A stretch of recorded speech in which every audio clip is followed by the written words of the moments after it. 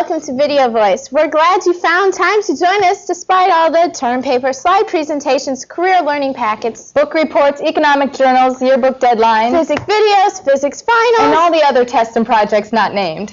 KDET wants to send a big thank you to all those teachers who have so graciously given us these early Christmas presents. The Christmas season just wouldn't be the same if we actually had time to prepare for Christmas and enjoy it.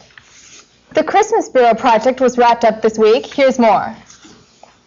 On Tuesday of this week, the annual Christmas Bureau project was boxed up and shipped out. Every year, our school's home ec teacher, Mrs. Bergen, assigns each homeroom 1 or 2 needy families.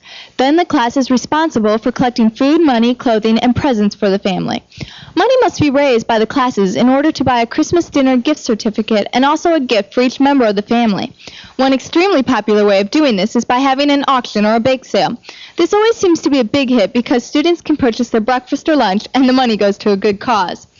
In order to help classes find clothing which will fit the members of their family, a swap shop is set up in the home ec room.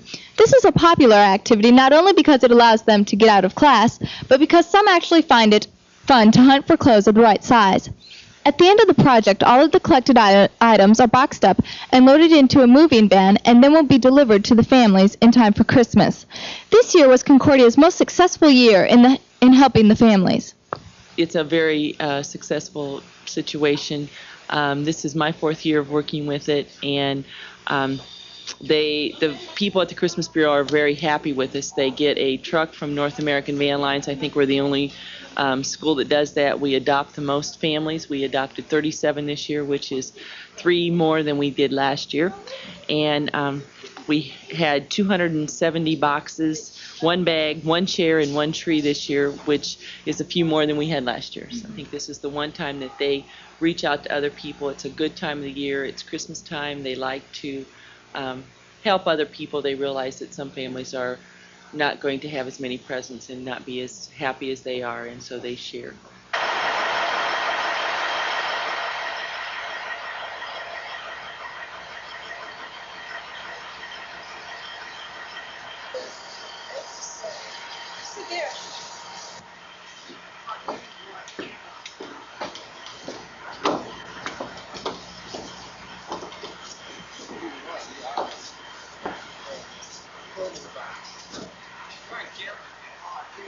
It has been a tradition that Concordia's music department sell fruit as a fundraiser before Christmas.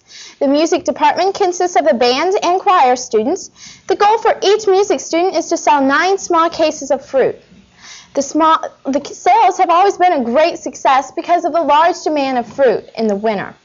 The prices of a fruit ranged from $8 to $17. There was also a gift box that consisted of oranges, grapefruit, and apples. Otherwise, normally the grapefruit and oranges were sold separately. Even though the fruit was 5 days late because of bad weather and problems in Texas, the fruit sales was an immense achievement. The trip to Washington, D.C. over spring break was canceled because of a lack of interest. In order to participate in the group price for the trip, Concordia needed 35 students to sign up by December 1st. Over the summer, however, 2 other Concordia groups will be traveling to Europe. The Latin Club will tour London, Paris, Switzerland, and much of Italy. Check with Ms. Holzlander for details. A second trip will focus on England and is being directed by drama and English teacher Mr. Dave Cush. Are you desperate for a date for the Christmas dance? If you are, the perfect solution to your problem is computer dating. The Afro-American Club sponsored this activity to raise money. All you had to do was answer a few personal questions, and the results would be a list of people that you are compatible with. The questionnaires were filled out last week, and the results came in yesterday. So for only $1, the results could end your boring life of being single. Don't forget to pick up your results before the end of this week.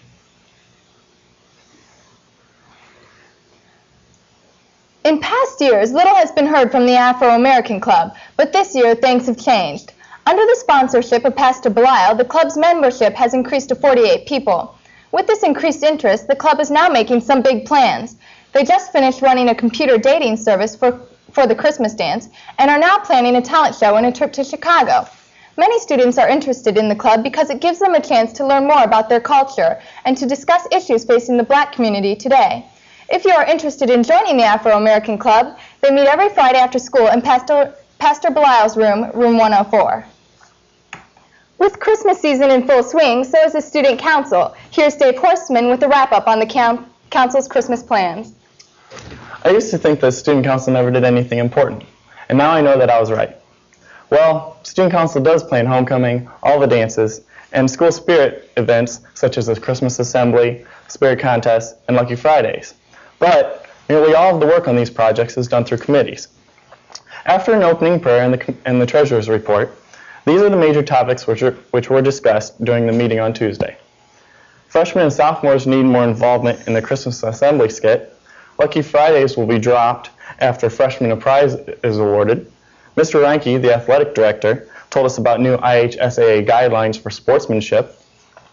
Anyone willing to help out with the Christmas dance should talk to Jamie Deem, Mindy Schrader, or Heather Jones. The Student Council will sponsor a dance for 8th graders next spring. And DJs for the dance on January 5th will be Sounds One. Then, rather than end the meeting early, we spent the next 20 minutes deciding whether or not to continue having secret pals with the faculty. This great moral dilemma was resolved by voting to drop secret pals at the end of the semester. The meeting was concluded with Mr. Yule's ending comments and a closing prayer. That was all for the meeting, and that's all for my report. Among the many Christmas festivities occurring here at Concordia High School, the Magical Dinner is one of the first on the calendar. Saturday, December 16th at 4 p.m. and Sunday, December 17th at 6:30 p.m. are the two dates and times at which this dinner will be held. The choir and band will be performing a concert before the dinner is served on Saturday and after the dinner is served on Sunday. The main entree will be roast beef. The dinner seems to be taking just as much time to plan as the concert itself. And tickets are being sold for $15. For more information on the Magical Dinner, please call Concordia High School at 483-1102.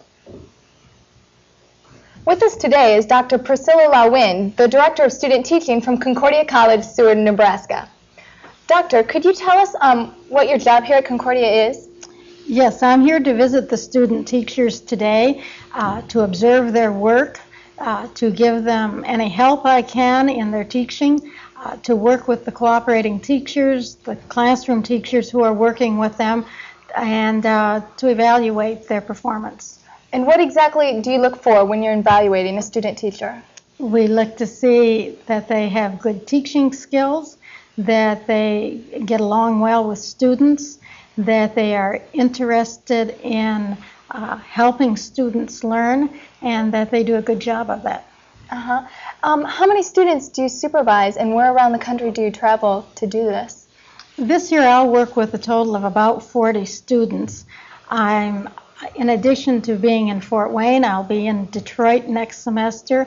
I've been in places in Nebraska just recently. I may go to St. Louis or Denver yet also this year. Okay, thank you very much, Dr. Lawin, You're welcome. for joining us today.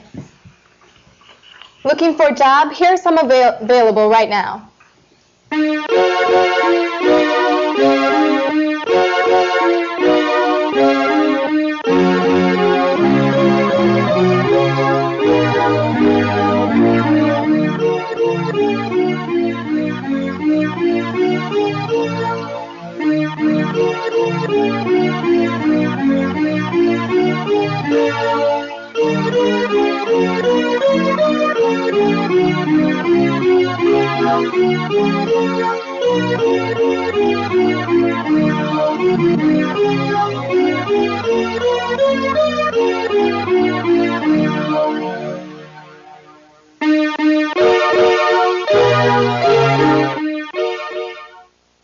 We had some exciting basketball games this weekend, didn't we, Greg? Yeah, we sure did. That Cadet spirit is really back. The Concordia varsity basketball team had a successful defeat against Northrop Bruins last Friday night. Ryan Younger scored 19 points, with his brother Matt scoring 18.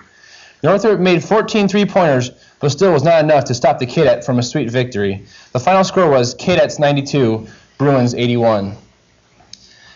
Thanks to Tom Denzer for 17 points and 19 rebounds, the Cadets were able to defeat Woodland last Saturday night with a score of 80-78. Shane Mock made a three-pointer with 2 seconds remaining in the game to put the Cadets to the Warriors into overtime. The Cadets won the overtime with a score of 6-4. Way to go, Cadets. Sitting here with me is starting point guard Lisa Wiedenhofer for the Lady Cadets. Lisa, what are some responsibilities that you have as a senior leading the cadets? The seniors take turns serving as captains during the games, and also we try to lead out in the court, knowing what's going on, helping the spirit stay up. Did you have good leaders last year as seniors? Yeah, we did. It's a lot different being in a role from junior to senior, though, taking on the responsibility. Do you plan to play in college? Probably not. I'm not sure where I'll be going to school, but I've been getting some offers from smaller schools from their basketball coaches, but I don't think I'll be going.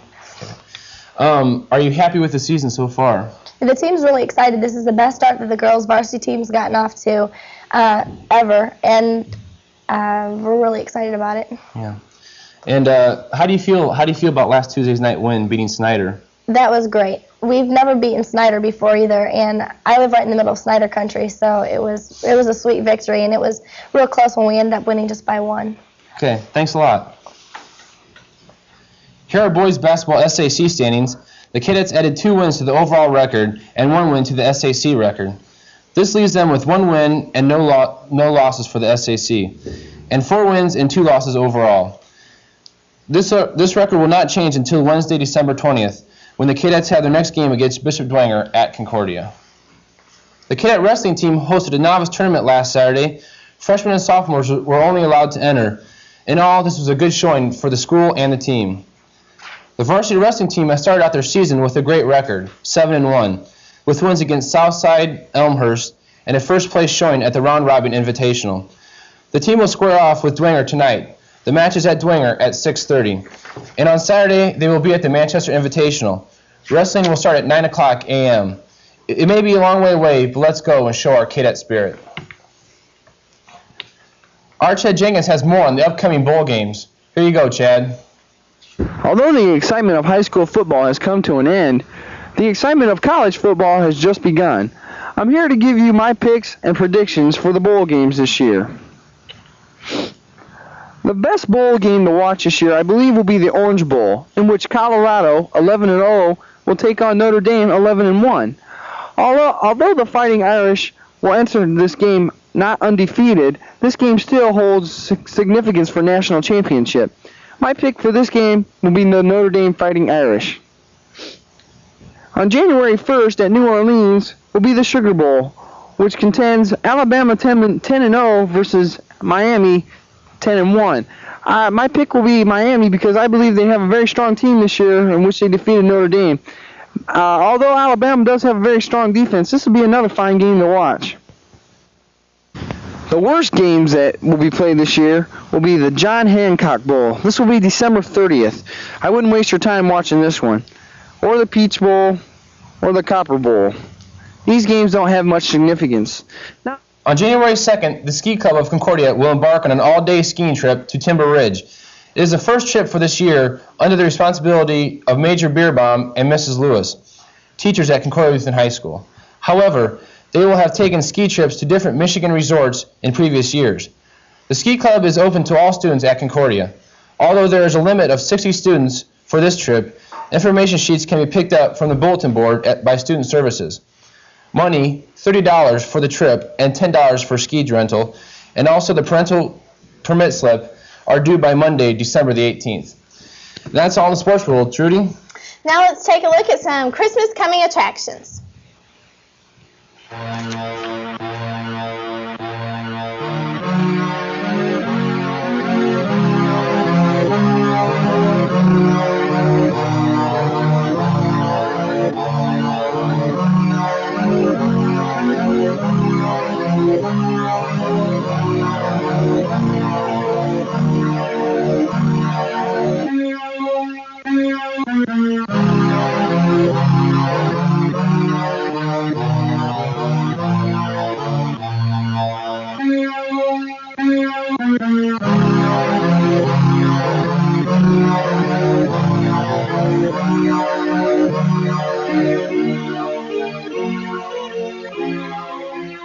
School have you down and out? Are you feeling like a nerd? Yo, just bust the top. When you're sitting in a crowd, don't know what to do, you can wave your hands and wave the spirit towels too. Spirit, tell us are in. They're gonna help us win. Support the baseball team and make the cadets supreme. Spirit towels can be bought for the price of $4 between the trophy cases at all home basketball games. For those of us who desperately wanted to go to the Stones concert this past weekend but couldn't find tickets, Eric Moley has a review of the show. The Rolling Stones took the stage at 9:30 December 7th at the Hoosier Dome. The Stones put on a very energetic show, especially Mick Jagger. There are a lot of singers half his age or even younger that wish they had the energy that he has. The Stones fired up the crowd with Start Me Up, then they broke right into the song Undercover. After that, Mick Jagger just exhilarated the crowd with his interesting dance during the song 2,000 Light Years from Home.